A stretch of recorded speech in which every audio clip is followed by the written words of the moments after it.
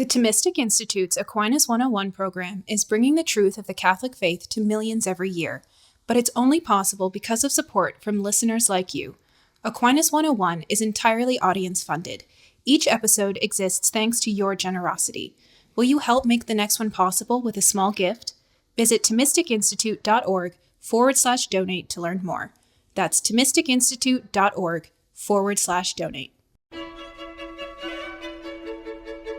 Welcome to the Thomistic Institute podcast. Our mission is to promote the Catholic intellectual tradition in the university, the church, and the wider public square. The lectures on this podcast are organized by university students at Thomistic Institute chapters around the world. To learn more and to attend these events, visit us at ThomisticInstitute.org.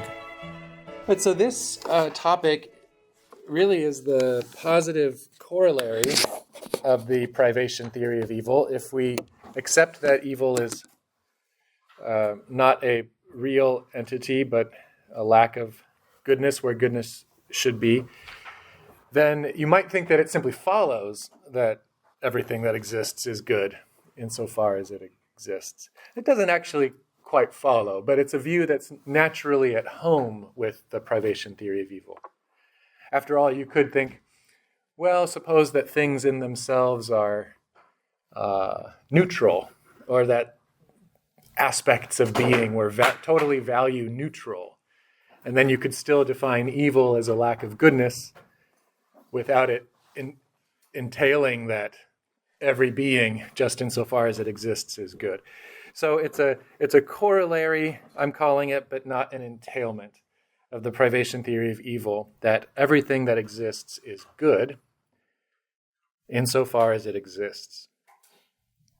And so this, too, is a view that is well represented in the great theologians of the church, in particular the patristic and scholastic era. I promised a kind of genealogy, intellectual history of why this way of thinking is no longer intuitive to us or as widespread as I think it ought to be. And I forgot to do that in the first talk, and I think I'll open here by saying a little bit about that.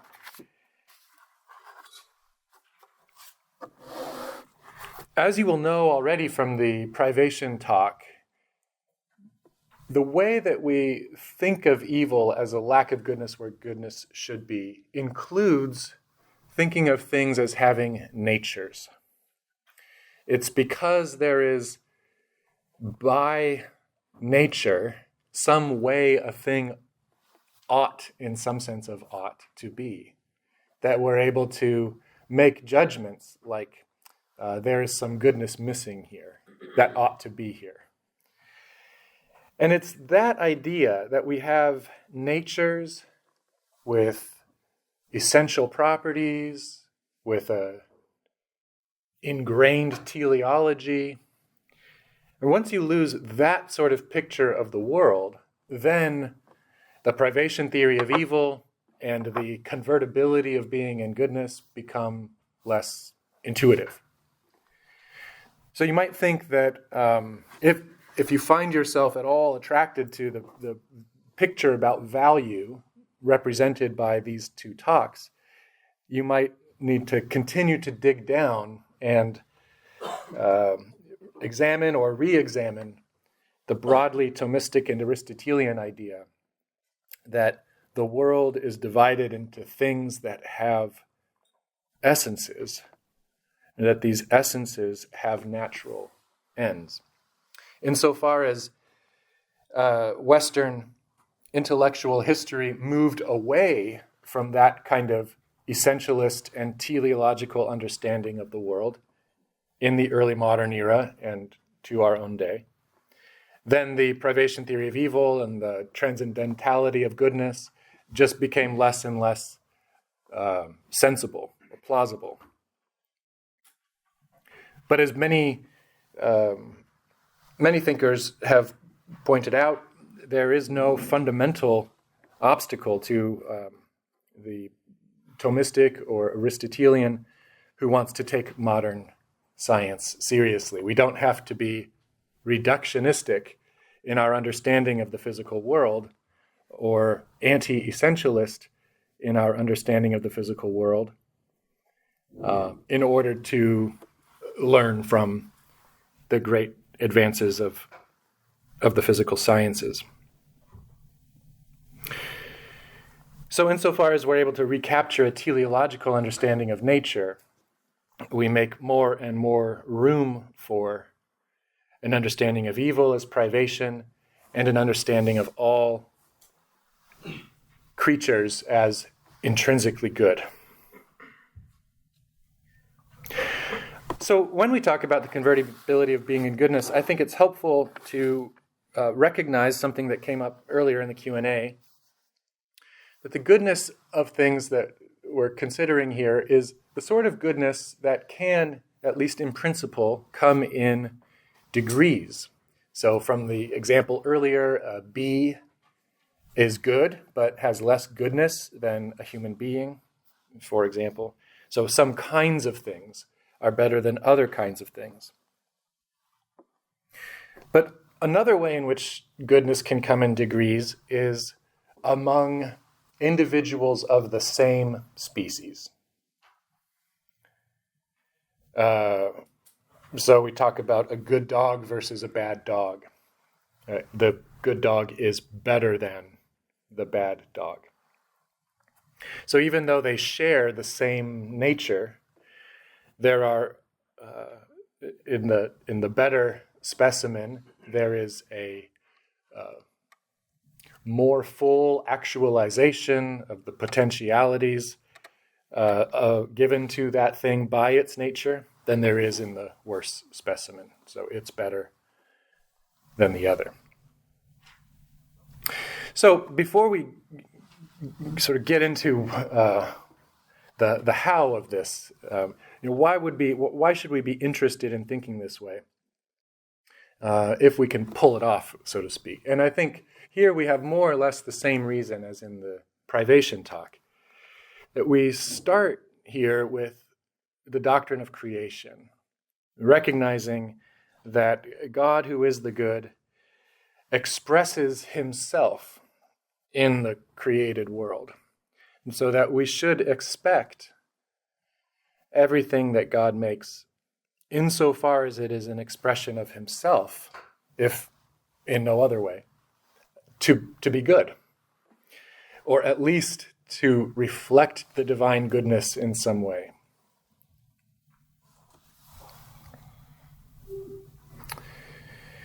So I want to consider two ways in which we can think of the convertibility of being and goodness. And I'm dividing these up in a rather Thomistic way, since this is a Thomistic Institute retreat. Aquinas doesn't do it quite this way, though the content is all in St. Thomas. It's just the organization here is a little bit different from the way he does it. I want to look at the way in which the natures of things give us an insight into the goodness of all things. And then I want to look at the way in which just sheer existence, irrespective of nature, gives us an insight into the goodness of all things. So nature first.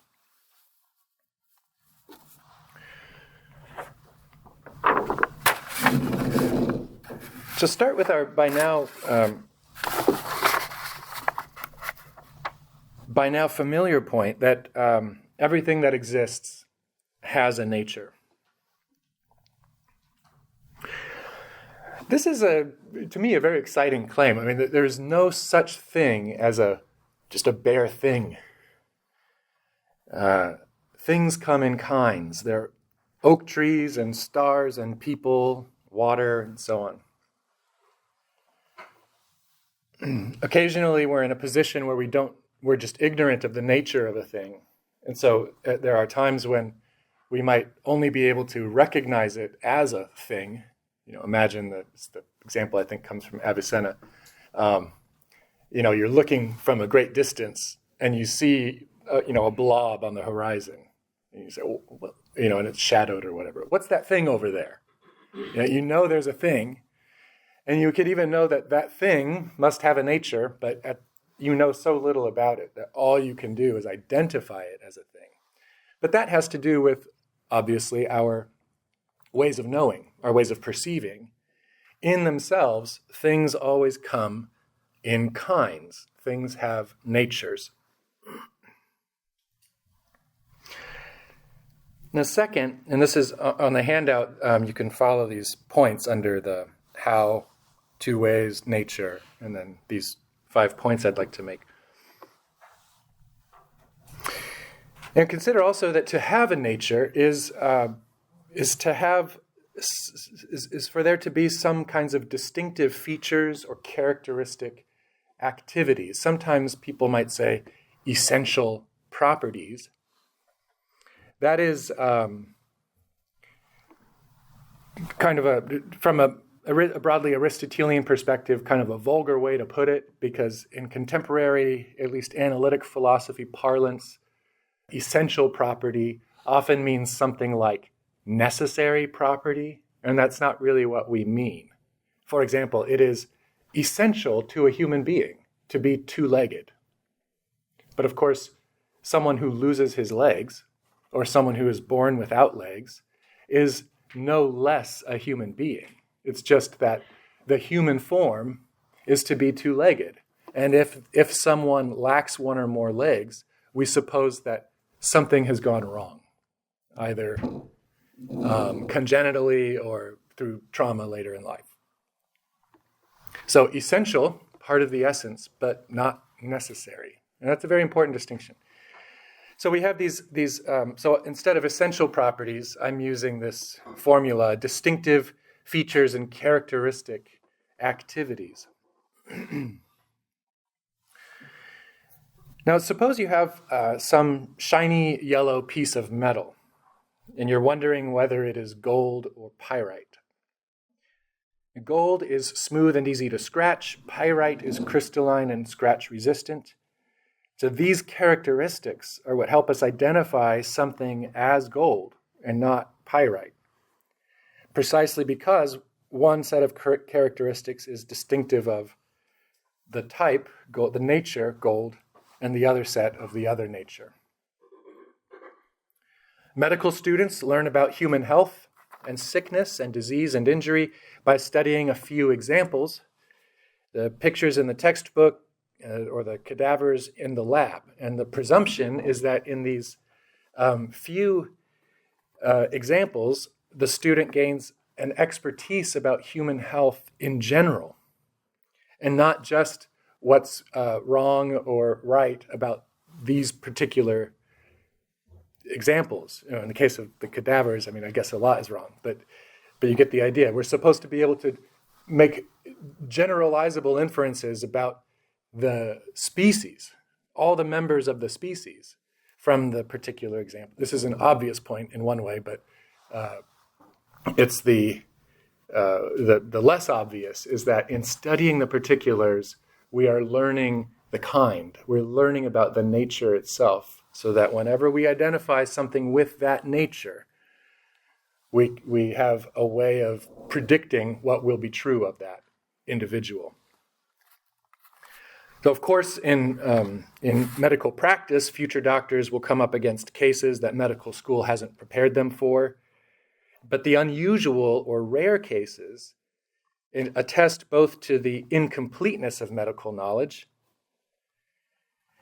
and the great diversity among individual human beings. But again, despite the diversity, there's this great unity.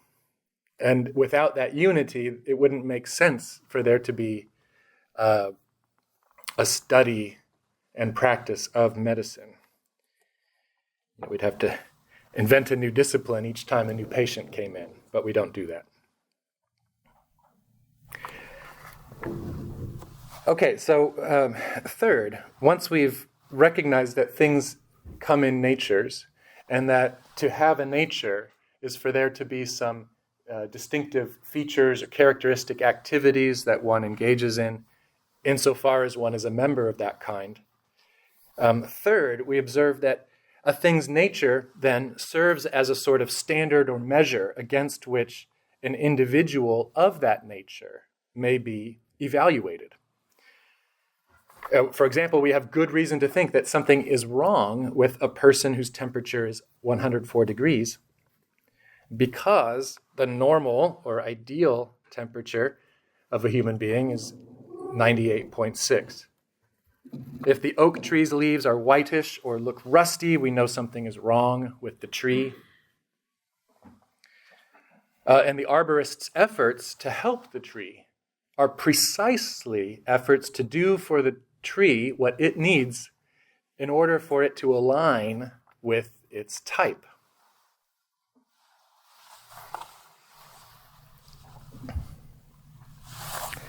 Now, there are some kinds of things that don't seem to be susceptible of departing from the norms set by their natures. I think this is pretty interesting. There can't be a defective piece of gold, for example. To be gold, maybe not a big enough piece, right? Maybe really hard to extract. But as gold, you can't be defective gold. Fool's gold is not gold. But other things, paradigmatically living things, right? Something can go wrong with them in a way that nothing can go wrong with gold, except unless it's simply destroyed.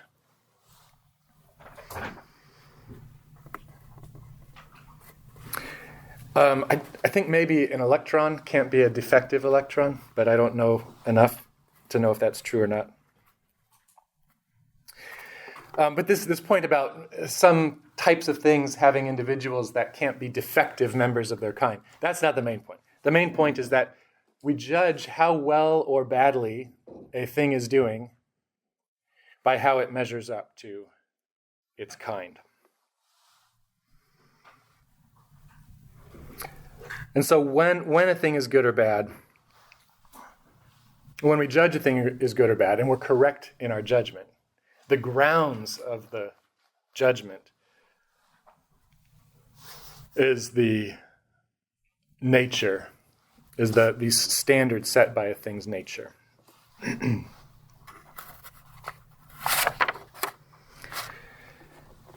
Okay, so then I think one thing that's helpful here is to reflect on the conceptual connection between goodness and perfection.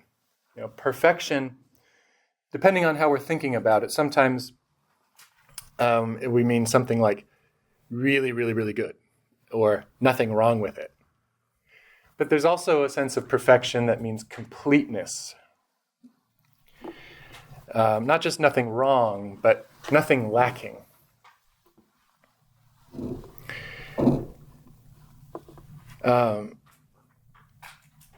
To be as good as one can be is maybe a physical impossibility for most individual things, but to be as good as one can be is to, so to speak, max out one's own nature, to be perfect within a nature.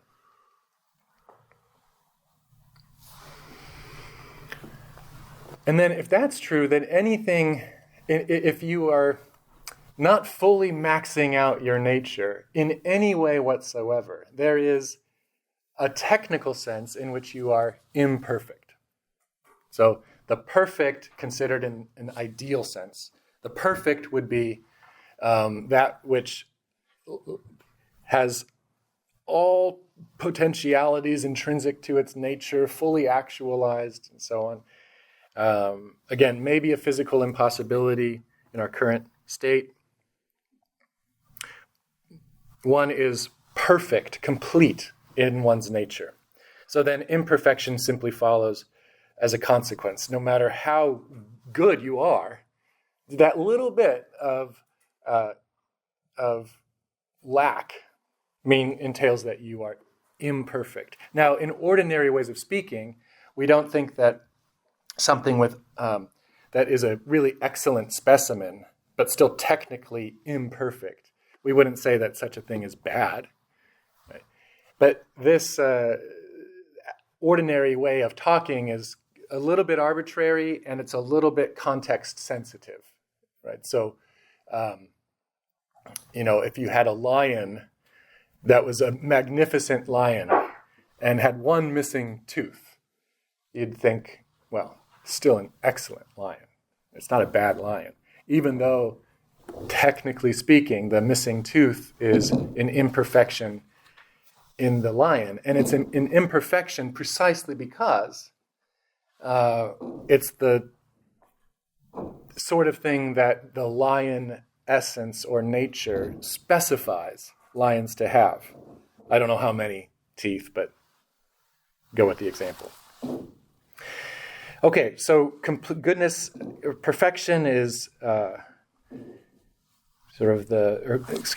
perfect goodness within a kind is this full realization or maxing out of nature. Everything below that, even very excellent specimens, are imperfect. So putting this all together, if everything has a nature, everything measures up to its nature in some way. Right? The good things measure up pretty well. The bad things don't measure up very well. There's a lot lacking, a lot of imperfection. But there's for anything that has a nature, there's going to be some degree of goodness within that nature that it has at any particular moment of its existence. And if the nature that it has specifies certain kinds of norms that are the grounds for our judgments about how well or badly things are doing, well, then the nature of a thing really does provide a way of seeing how everything is good. Good insofar as it is meeting some of the norms of its nature. So call that the convertibility of being in goodness with respect to natures or essences. And now let's consider the convertibility of being in goodness with respect to existence. And this one, I think, is maybe a little more abstract.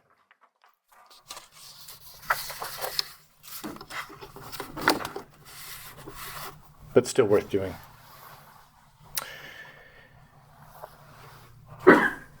Okay, so Aquinas famously distinguishes essence and existence. If we consider the essence or nature of any creatable kind of thing, we can identify, let's say, or define its essential features, and in no creatable nature will existence itself be included in that nature. There's only one essence that has existence as its quasi-defining feature, and that's the divine essence. The divine essence is identical with its existence. Every other essence there does not include existence, so that if anything exists that has that nature, we can, in some sense, distinguish its existence from its nature. Now, so what I want us to ask as we think about this distinction between essence and existence, we've already seen how having a nature, all on its own, entails that everything that exists that has a nature has at least a little bit of goodness. So now can we think of existence itself as being good, irrespective of nature? And I think we can. So here we have some Aquinas to read. And this comes from, it's a little bit more Boethius, actually, but through the back door. So Boethius has this very mysteriously named small book called the De Hebdomadibus. And no one really knows why it's called that. And Aquinas was so interested in this that he wrote a commentary on it. He wrote a lot of commentaries, but not on for all of the authors that he knew really well, and all of the works by these authors that he cites in his various works. A rather small proportion of those actually get their own commentary. And Aquinas commented on two works of Boethius. So that shows that suggests Aquinas held him in high regard. I will spare you the details of this book as a whole, but I'll just say that the topic of Boethius's book, De Hebdomadibus, is whether all creatures are good and in what way are they good. And he raises a couple puzzles about this and tries to suggest that indeed all creatures are good and that their goodness in some way or other comes from God. And when Aquinas comments on this conclusion of the De Hebdomadibus, he amplifies Boethius's claim in a way that, to me at least, is very helpful. Whether it accurately represents Boethius's own reasoning is a different issue. There's a book by a wonderful Thomistic scholar who died about 10 years ago, Ralph McInerney, on the connection between Boethius and Aquinas. It's a fine book, and McInerney at least thinks that Aquinas got Boethius right. But that's not our focus here.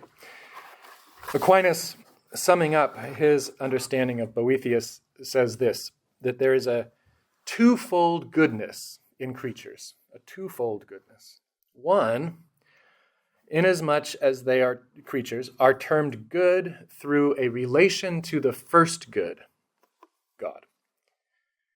According to this, both their being and whatever is in them from the first good is good.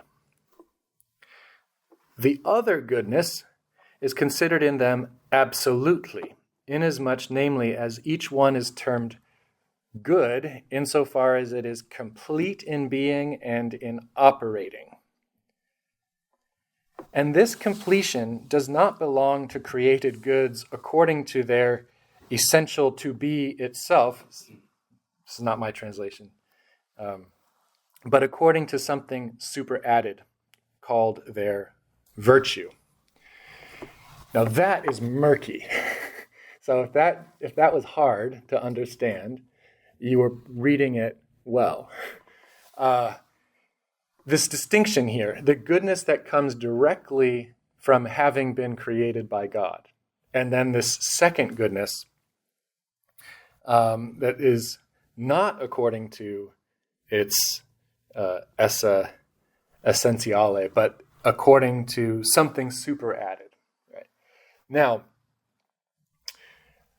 I was puzzling over this, and it occurred to me that Aquinas has this distinction of goodness elsewhere in his writing, and I've decided, you can feel free to contradict the interpretation of Aquinas, but I think it's a good view. In his questions on goodness in the first part of the Summa, he distinguishes